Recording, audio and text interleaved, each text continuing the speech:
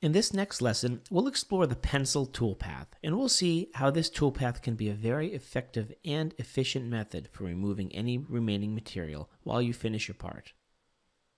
The 3D high-speed pencil toolpaths are used to clean out the corners of your job. So imagine roughing and finishing a part and using larger tooling. This toolpath could be utilized to clean up the corners and areas where the larger tools missed, but really it's more of a finishing type of toolpath. The tool follows a contour defined by the intersection of two or more surfaces. And you can create these pencil toolpaths with either a single or multiple passes. And since they're high-speed pencil toolpaths, they're enhanced to produce the smoother, free-flowing tool motion and transitions necessary for high-speed machining. Before we start this toolpath, let's investigate this file, which is called MCU3D gas pedal, and we'll see what toolpaths we'll put on this file before we got it. So as you can tell, in setup 1, we have a roughing toolpath, then followed by a stock model. After the stock model, we created another OptiRest toolpath to rough out the area here, and then again we have another stock model.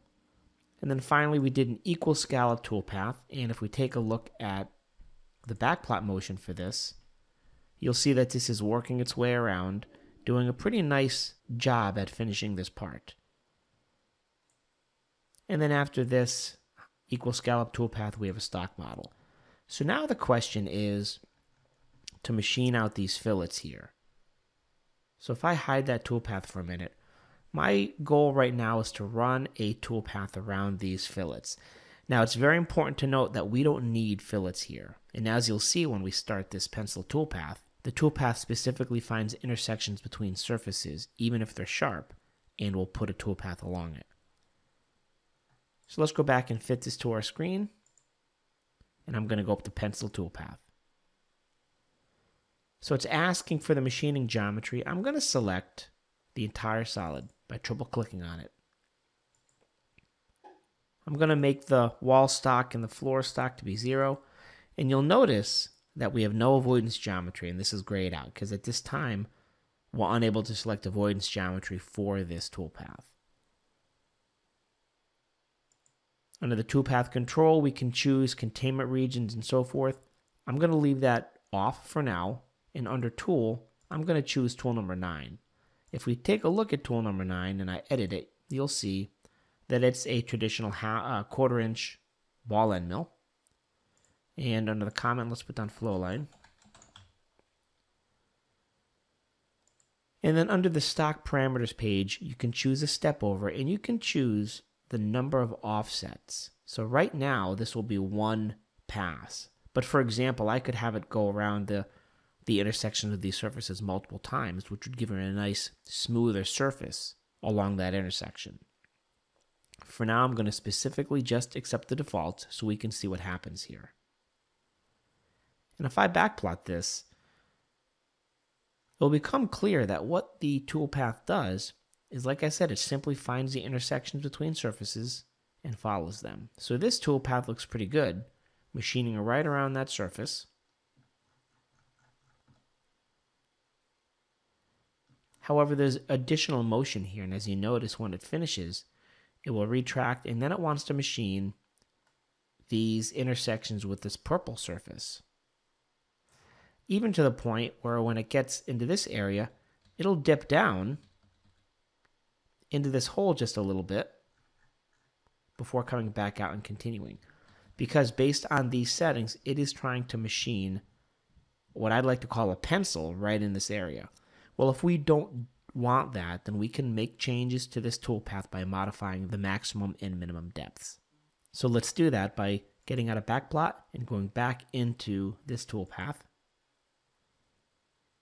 And under steep shallow, let's go to the minimum and maximum depth area here, and I can choose a minimum depth. If I choose a z-coordinate of the point, and if I select, for example, this point right here, I'm going to be telling it that this is the minimum value that I want it to go. So in theory, it's not going to go above this, and it's going to skip this area. Well, if this is a minimum value of 0.87, let's do 0.88. Click OK, regenerate.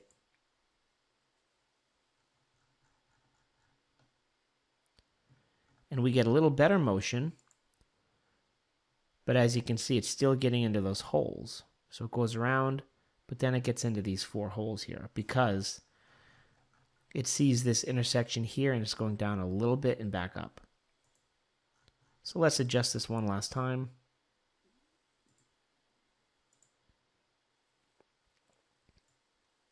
Let's make this 0.9 and see if that does it.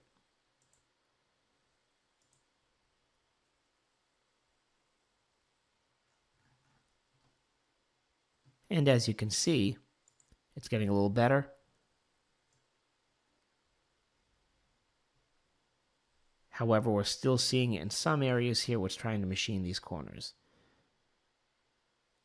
So we'll make one last change here to dial this in. Minus 0.99.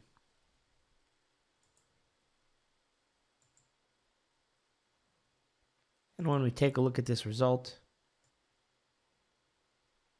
we'll see that the tool comes in and works its way around. Now, of course, we could have done this another way by just selecting the specific geometry that we want to find the intersection between. Or we can use the depth options to limit the depth motion. Now, one other thing to consider as well is we have some other settings in here which is useful to note. Let's change this minimum depth back to that point.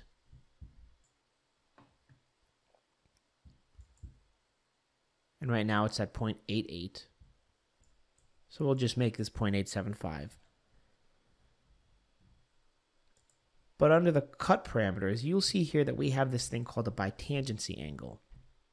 And what that is that specifies how shallow the corner or the angle has to be between the two surfaces in order for Mastercam to create a cutting pass. So you use this to prevent cutting passes where the transition between these two surfaces is flat or pretty close to flat. So a typical recommended value would be 165 degrees. But if we change this to 100